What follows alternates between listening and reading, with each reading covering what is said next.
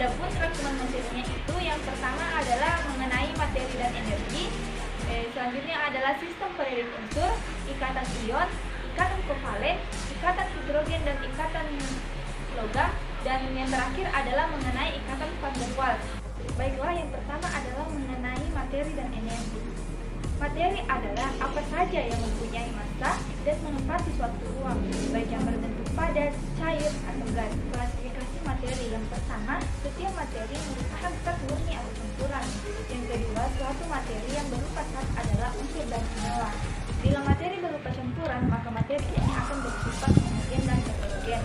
Selanjutnya, perubahan antara unsur dan senyawa disebut kimiawi, dan perubahan antara zat dan campuran disebut fisika. Selanjutnya adalah mengenai pembolongan materi. Yang pertama, zat murni memiliki sifat intensif sama, tidak dapat dipisahkan menjadi zat berbeda kecuali dengan cara kimia. Yang kedua, unsur tidak dapat diuraikan lagi menjadi zat lebih sederhana dengan cara kimia biasa. Yang selanjutnya adalah senyawa. Beberapa unsur bergabung secara kimia dengan perbandingan berat tertentu. Senyawa dapat dipisahkan oleh proses kimia biasa menjadi dua atau zat berlainan.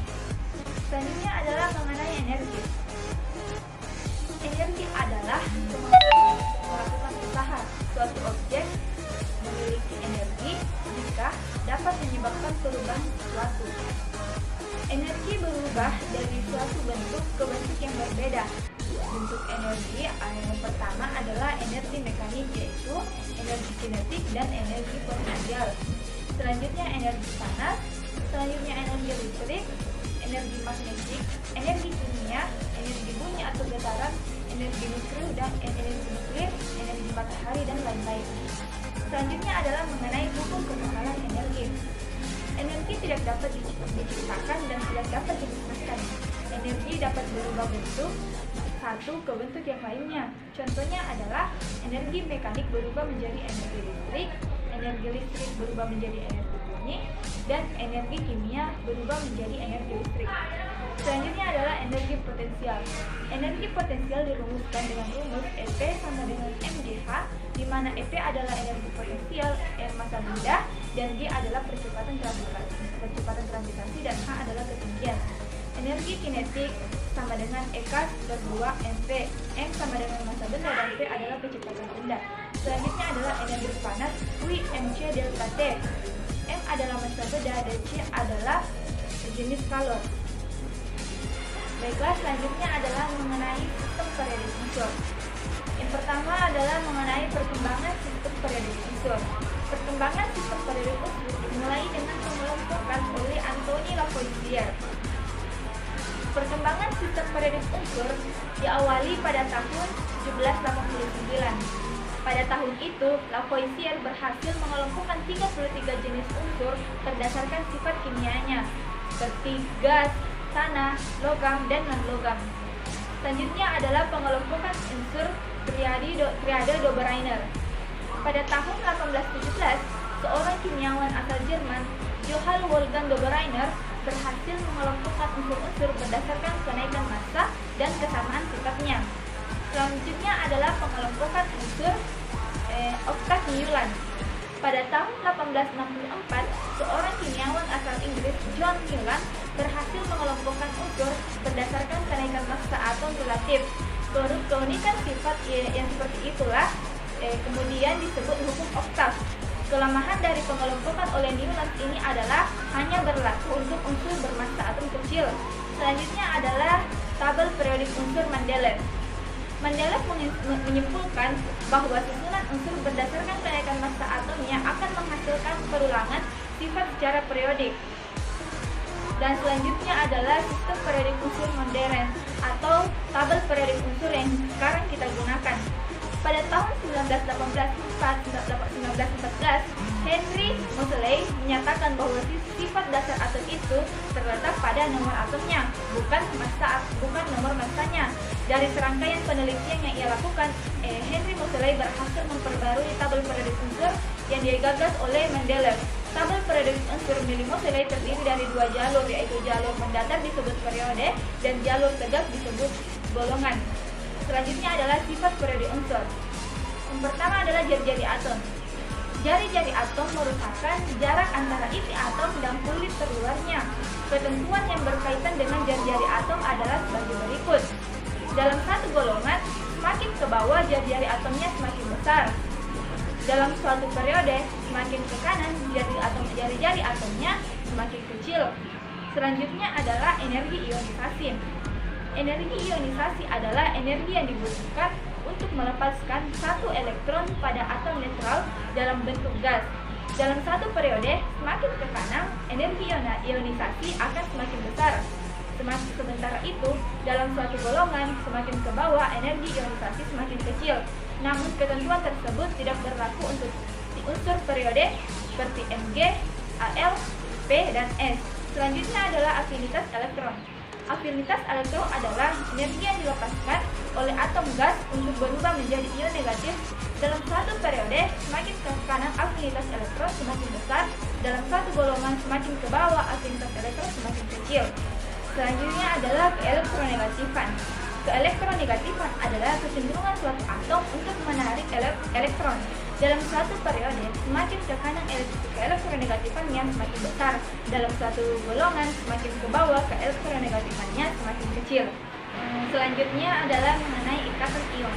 Ikatan ion adalah ikatan yang terjadi akibat perpindahan elektron dari suatu atom ke atom lain. Ikatan ion terbentuk antara logam yang melepaskan elektron logam dengan atom yang menangkap elektron non-logam. Atom logam setelah melepaskan elektron berubah menjadi ion positif.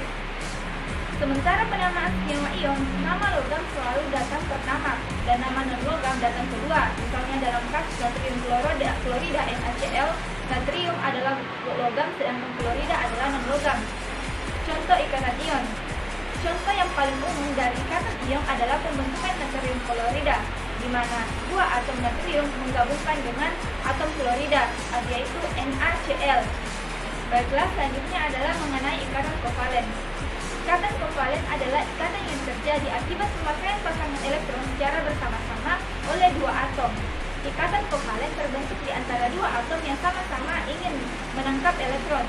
Sesama atom bukan logam. Selanjutnya adalah jenis ikatan kovalen.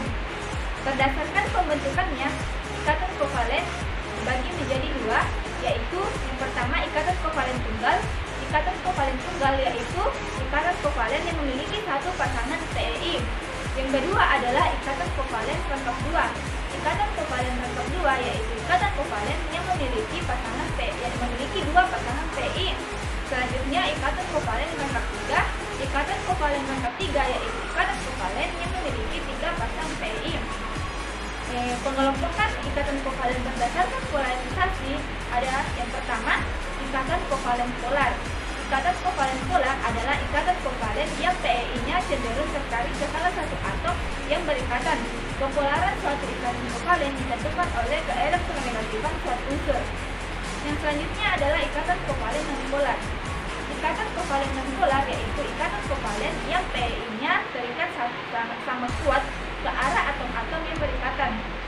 Selanjutnya adalah sifat senyawa kovalen. Yang pertama, titik didih.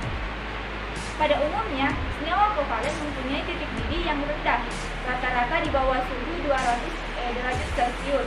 Sebagai contoh, air H2O merupakan senyawa kovalen. Selanjutnya adalah volatilitas. Sebagian besar senyawa kovalen berupa cairan yang mudah menguap dan berupa gas. Selanjutnya adalah kelarutan. Pada umumnya, senyawa kovalen tidak dapat larut dalam air, tetapi mudah larut dalam pelarut organik. Selanjutnya adalah daya hantar listrik. Pada umumnya, senyawa kovalen pada berbagai wujud tidak dapat menghantar arus listrik atau bersifat non-elektrolit, kecuali senyawa kovalen polar. Baiklah, selanjutnya adalah mengenai ikatan logam dan ikatan hidrogen. Ikatan logam adalah ikatan kimia yang terbentuk akibat penggunaan bersama elektron-elektron valensi antara atom-atom logam, contoh logam, besi, seng, dan perak. Selanjutnya adalah mengenai sifat-sifat logam. Sifat-sifat logam yang pertama memiliki konduktivitas thermal listrik yang sangat tinggi, berkilau dan memantulkan cahaya, dapat ditempa, memiliki variasi kekuatan yang menarik. Selanjutnya adalah mengenai ikatan hidrogen. Ikatan adanya atom hidrogen yang berikatan kuat dengan atom yang sangat elektronegatif seperti O, N, dan V.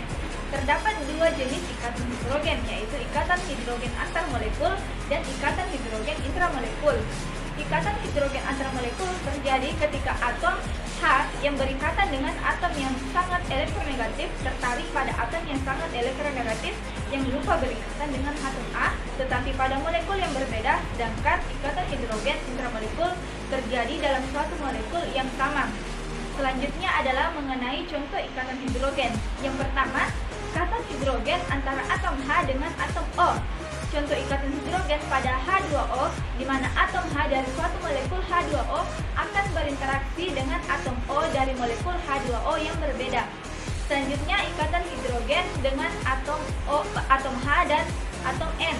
Contohnya, ikatan hidrogen pada NH3, di mana atom H dari satu molekul NH3 akan berinteraksi dengan atom N dari molekul yang berbeda.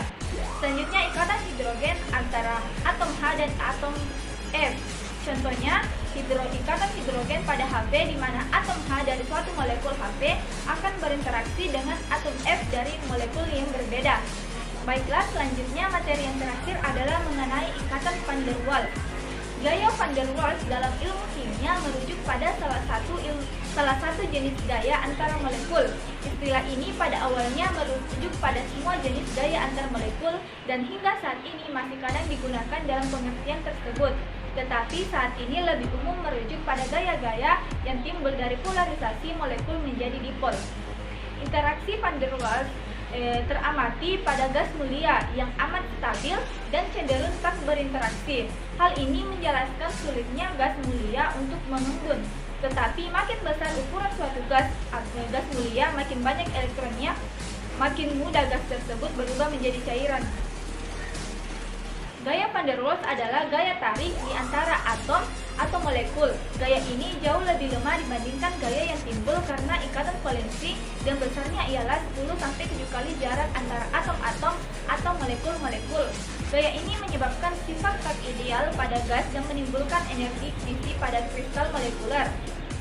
Ada 3 hal yang menyebabkan gaya ini. Yang pertama, interaksi dwi-kutub, yaitu tarikan elektrostatistik di antara dua molekul dengan momen di dwi-kutub permanen. Yang kedua, interaksi dwi-kutub imbasan, artinya dwi-kutub timbul karena adanya polarisasi dan oleh molekul tetangga. Yang terakhir adalah gaya dispersi yang timbul karena dwi-kutub kecil yang bersifat sekejap dalam atom.